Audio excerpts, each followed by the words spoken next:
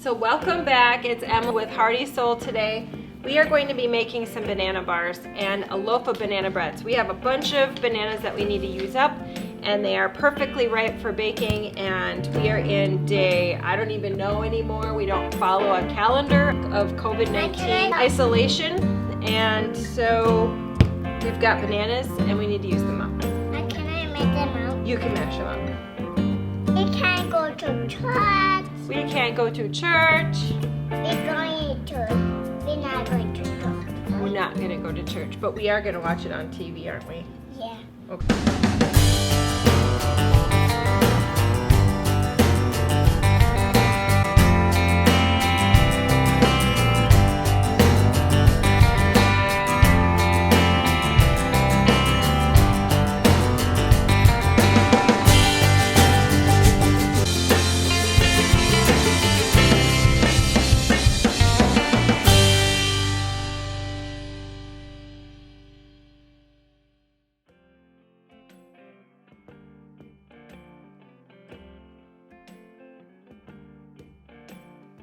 So our days have been a little bit different around our home, as I can only imagine they are at your home, and it's just really hard. And I think that's okay for us to say that it's hard. We've been hearing a lot of positivity messages, which is great. We need to hear more of that. A lot of messages about hope. Again, great. But I don't know about you in your daily life, but it's hard for me to find those sometimes. And I think it's okay for us to say that things are hard and times are tough and days are dark. I think that's okay. I mean, who are we to neglect our own feelings just because we would rather be feeling positive and hopeful and optimistic and enlightened?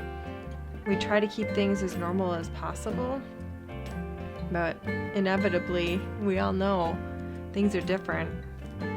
And we get up every day and we make the bed and we start the day.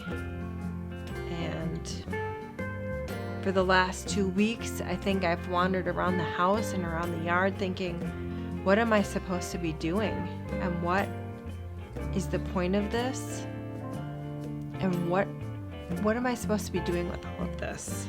And it's been just really asking a lot of questions, praying and worrying, being anxious, wondering.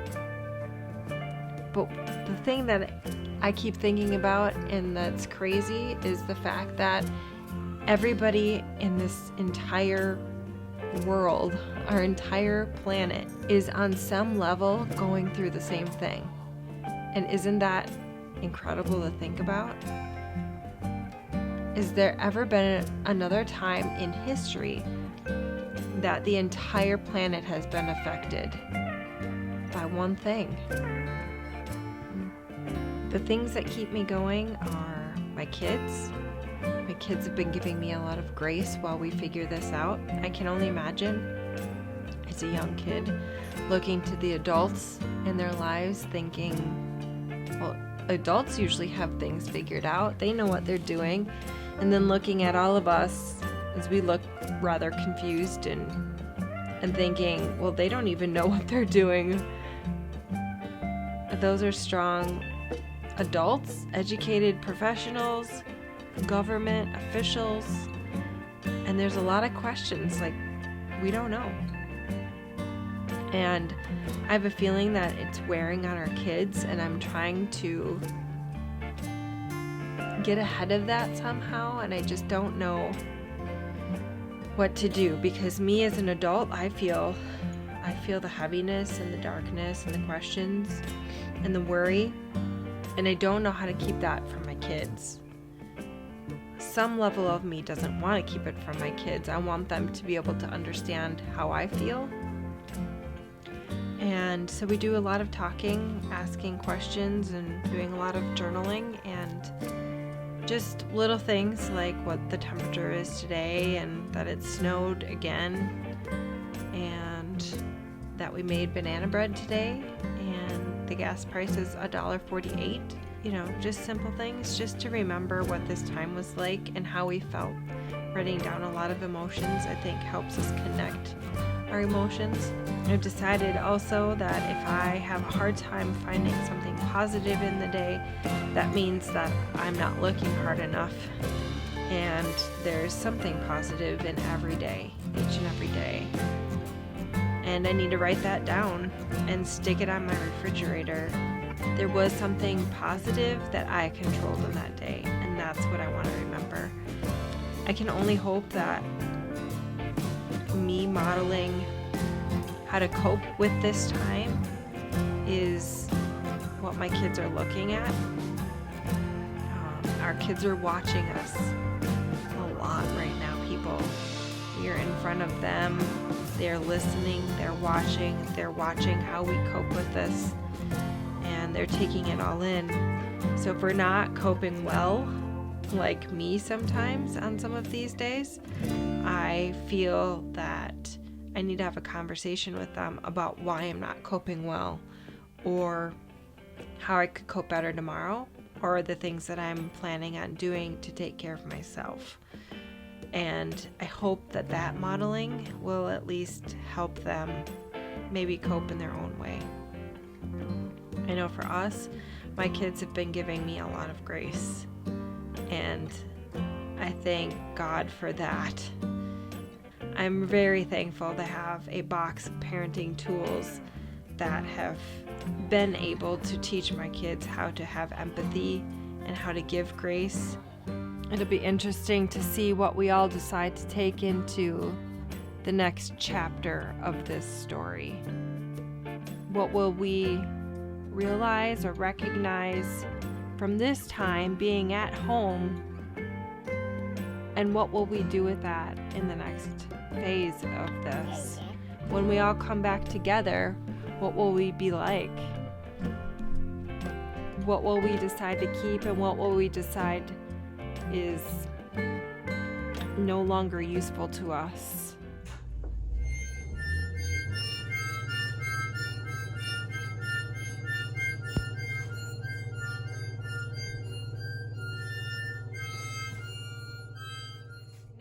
It's a tradition in our kitchen that when we're baking, what do we do when we're baking? We put flour on her. We're ready to bake when we've got flour on our nose, right? I don't got some. You need some more? Here. Boop. How's that? Good. All right. One of the things that I've been praying about is just, what is this all about? I've been just asking God, like, why are we here? What is this about? Those questions keep coming out every day that we're in COVID isolation. And the other day, we were outside doing some yard work, and my son had his little drone. It was literally this big, outside, flying it around. This is the first time he's had it outside, and he must have hit the up button, and the little thing took off, went over our house, out into the field. Luckily, I was in the front yard raking at the time, and I saw it go over the shed. So we spent all day out searching in the field for, I bet we spent 3.5 hours. And we could not locate this tiny little black drone out in the field anywhere. And then the sun was starting to go down, and everybody was cleaning up and coming in the house and getting ready for supper. And go to night-night. And go to night-night. And I just went for a walk, and I walked around our shed, and I walked out into the field, and I needed a minute. I needed a minute to just ask those questions again out loud. And I just said, God, why are we here? What is the point of all of this? What am I supposed to be doing right now? And I don't know about you guys, but I've just been feeling a little lost. Like a little, what are we supposed to be doing? What is the point of all of this? I was walking down in one of our waterways where it's really grassy, and it was dry. It was not snowing or raining. So it was dry, and the grass was crunchy, and I had heard this little noise, like, I don't know, I suppose like a mouse going through some crispy grass. So I was stopped in this grass, trying to identify what had just popped into the crispy grass. It made a noise, so it made me stop in my tracks. And the whole idea, the process of finding this little drone all day was drive a little ways, stop, look around, walk a little ways, stop, and see if you can find it. And we did that all day long. And I was looking around at this crispy grass, and I heard in my head, be still and know I am here. Mom, get that up your nose. You don't need that on your nose. Only kids. And now I hadn't read that anywhere recently. I hadn't seen about it. It wasn't something recent in my head. And so it wasn't something had been thinking about. And I felt really blessed in that minute to have that come to me. Anyway, I had started looking around, and I hadn't moved from that spot because I was trying to figure out what animal had jumped into the weeds. And I looked around, and then I ended up looking right down at my feet, because you know how sometimes everything is just right where it needs to be. I had looked down at my feet, and this drone, albeit this big, was between my feet. Between my 2 feet, not underneath my feet. I hadn't tripped on it, not behind me, between my feet. And all I heard was, again, be still and know that I am here. And I immediately started crying because it was like, is that the answer? Is that what this is all about? Is that what I'm supposed to be knowing right now? Be still and know that I am here. And I'm sure that translates differently for everybody, but for me, I think it really meant stop scurrying about. Stop worrying. I got this. You're gonna be okay. You do what you can, but stop worrying and stop bustling around. In that minute, when I heard his voice speak to me, I felt a little selfish. Like, isn't there somebody else out there who needs you more than me right now? I don't know, I felt really blessed and really lucky that it was my minute with him. I had a minute. And I feel like he's all around me. I came in the house that night and I saw God in all of our children. And it's just really been with me a lot, that message of be still and know that I am here.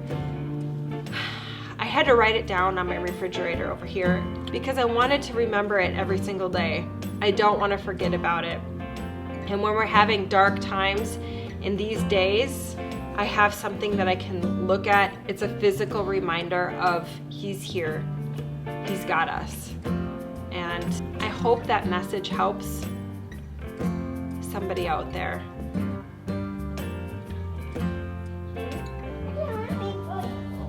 You can be my meat, but I like to have people by me who don't eat sugar out of my canister.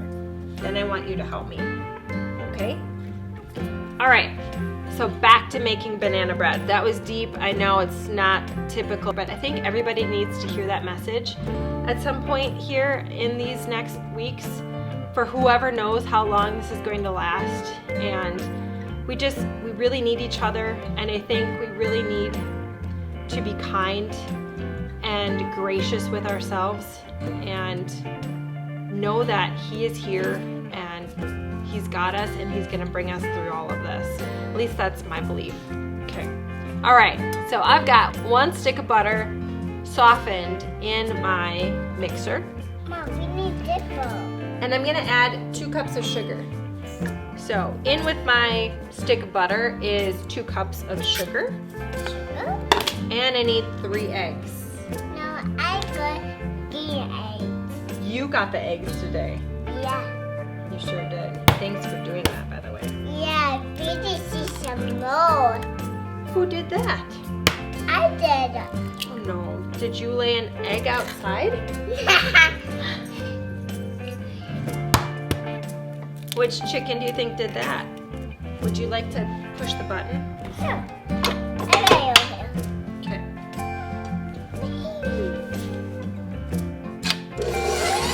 Woo! We don't need it that fast. We'll slow it down. I did that. You did it fast. gonna get that mixed up. I'm gonna add in 1 teaspoon of vanilla. So this is 6 smashed up bananas, so I'm gonna just use half of this because I wanna save the other half for our banana bread.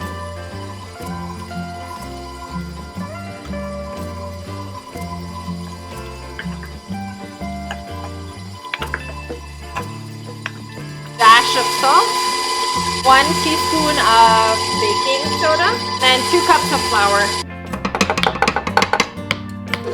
It's kind of fun to look through old cookbooks and find new recipes too during this time. I've been just keeping this old cookbook. Some of you might recognize it, and maybe you've got it in your cupboard too. This is from my church where I grew up. And it's got really cool Luxembourgian recipes. That's where our ancestry comes from. And I'm just looking at this one called Luxembourg green bean soup. And I'm pretty sure this is what we make all the time here. I never knew it was in this cookbook. Alright, so this is our favorite banana bread recipe. And I love it because all of the other recipes here, it's got who submitted this recipe. And this one simply says a parishioner. And that's how I can remember it's the one that we like the best. I'm going to start my oven to 350. We're going to spray this big pan. So I've been trying to find at least one positive thing that I can control every day, and that seems to help because I know we're all at a loss of control right now, and we feel like we've had our control taken away from us. And I tried to write down at least once a day one positive thing that I have controlled that day. And that seems to help just a little bit. The other thing that I tend to do, and I tell our kids about, when you're feeling bad about yourself, is do something nice for somebody else. And that seems to help me feel a little bit better.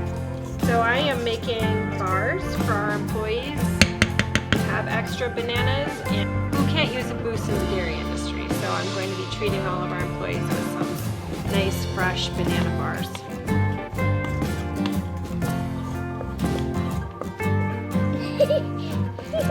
Here it comes. We're gonna bake this for 20 to 25 minutes. We're gonna make the banana bread now. So I've got that is already softened. 1.5 cups of sugar, and again, I'll put this recipe down below in the description. We're gonna use the rest of our bananas in our dishwasher for me. Thank you, ma'am. I also need a teaspoon of baking powder.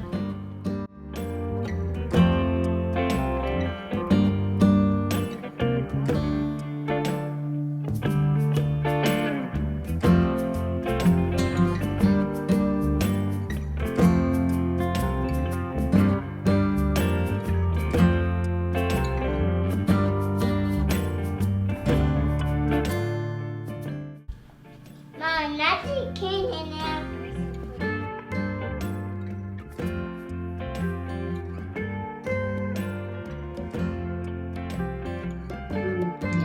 Next, we're gonna add some baking soda.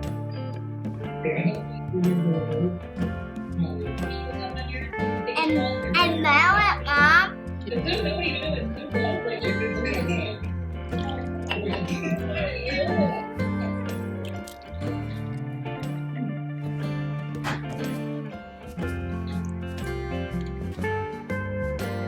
Two eggs.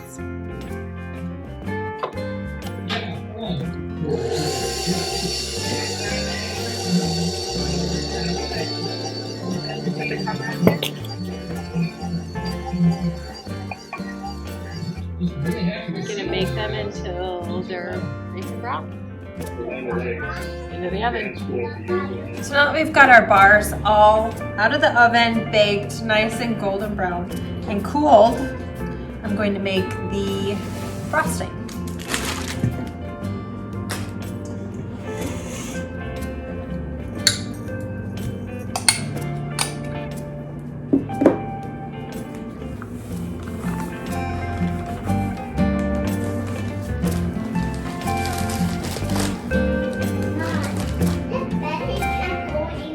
And then just 2 teaspoons of vanilla.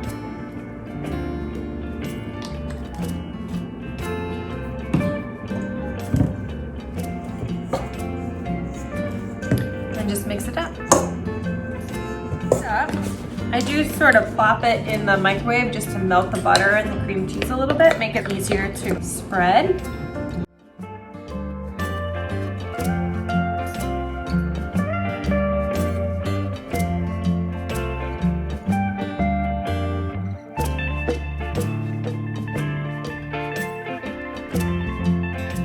And there you have it. A really big pan of banana bars. I keep mine with a lid on it, like this, and make sure I get them all cut up into nice squares, and then I'm gonna serve them to our employees tomorrow as a treat, something extra special. But I hope you enjoyed this episode of making banana bread and banana bars, and I hope you have a good week, and I hope that you're well, and you stay safe, you stay home, and take care. Thanks so much for joining me. Have a great week. Are you eating sugar?